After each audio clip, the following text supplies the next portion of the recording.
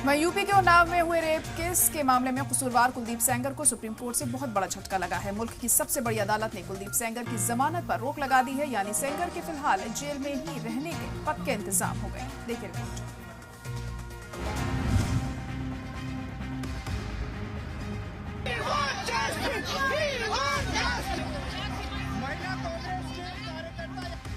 Supreme court के एक हुक्म ने उन्नाव रेप केस में कुलदीप सेंगर को सलाखों के पीछे ही रहने का पक्का इंतजाम कर दिया।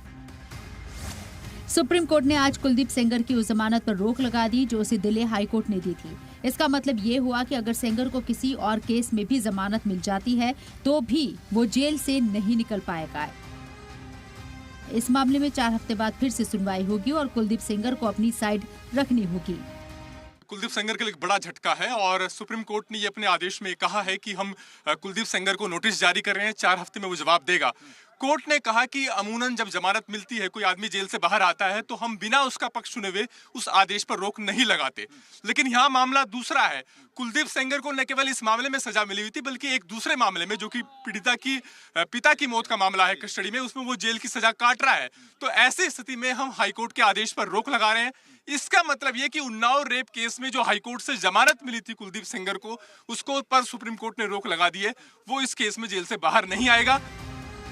दरअसल हाईकोर्ट की सजा को रद्द करने के हुक्म में ये क्लियर तौर पर नहीं देखा गया कि सेंगर आईपीसी की धारा 376(2) आई के तहत कसूरवार है या नहीं। एक तरफ सुप्रीम कोर्ट में इस गंभीर मुद्दे पर सुनवाई चल रही थी तो दूसरी तरफ दिसंबर के महीने में दिल्ली की सड़क पर जोरदार मुजाहिरे देखने को मिले। मुतासिर फरीक की तरफ से भी मुजाहिरा किया गया। कोर्ट के आज के फैसले को मुतासिरा ने इसे इंसाफ की जीत बताया। आज सुप्रीम कोर्ट को मैं धन्यवाद देना चाहूँगा, पीड़िता धन्यवाद देना चाहती है।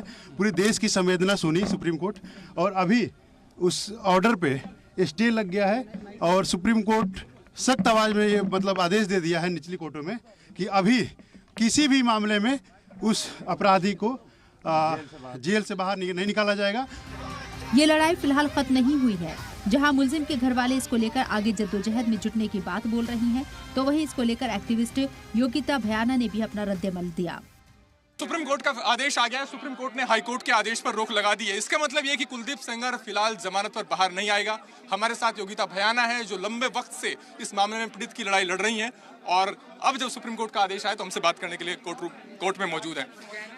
कैसे देखते हैं आप? खुश तो होंगे आप? बिल्कुल, सत्यमेव जयते। और हमें बहुत उम्मीद थी सुप्रीम कोर्ट से। उन्होंने हमारी उम्मीदों पे खरे उतरे और बहुत ज़रूरी था ये मैसेज जाना हमारे देश की और बेटियों को कि आप न्याय की लड़ाई लड़ें और हमारी जुडिशरी आपके साथ है।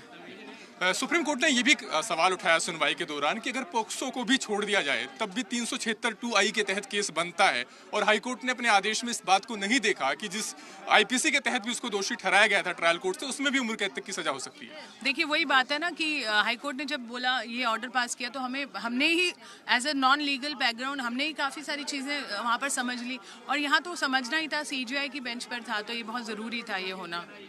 कोर्ट ने ये भी कहा कि सेंगर के खिलाफ चूंकि दूसरा मामला भी है, इस लिहाज से बिना उसका पक्ष सुने हुए वो इस स्टेज पर दखल दे रहा है। अदरवाइज वो इस तरह के मामले में बिना जो आरोपी है उसका पक्ष सुने हुए एक तरफा आदेश नहीं देता। आपको लगता है कि ये एक पर्टिकुलर केस था, इस केस के तथ्य इतने संजीदा थे, इस वजह से सुप्रीम कोर्ट से राहत ली? बिल्कुल जी, बिल्कुल। मैं कह तो रही हूँ अगर वो ऑर्डर आप और मैं कोई भी पढ़ता तो आप समझ सकते थे उसमें कितने लूपहोल्स थे और सुप्रीम कोर्ट ने उस तथ्यों को समझा है, सुना है। ये बहुत बड़ी बात है, बहुत बड़ी। अभी भी लड़ाई बाकी है। सेंगर की अपील हाईकोर्ट में भी पेंडिंग है जहां पर कोर्ट को तय करना है कि उसका दोष बनता है नहीं बनता। कैसे देखते हैं आप आगे इस लड़ाई को? उम्मीद है कि जिस तरह से लचरता बरती गई इस पर्टिकुलर वाले केस में, वो लचरता वकील नहीं बरतेंगे क्योंकि वकीलों ने बहुत यहाँ पर गड़बड़ करी थी, चाहे वो हमारे तरफ के वकील थे, कहीं ना कहीं वो मुझे लगता है शामिल थे उधर। अभी हमें देखना पड़ेगा किस तरह से वहाँ पर दलीलें दी जाती हैं। बहरहाल उन्नाव का रेप केस एक बार फिर से गर्मा गया है। मामला एक रियासत के एक शहर से आगे बढ़कर मुल्क के सामने आ गया है। अब देखने वाली बात ये होगी कि कोर्ट के आज के हुक्म के बाद सेंगर की तरफ से क्या जवाब आता है। ब्यूरो रिपोर्ट, सलाम टीवी।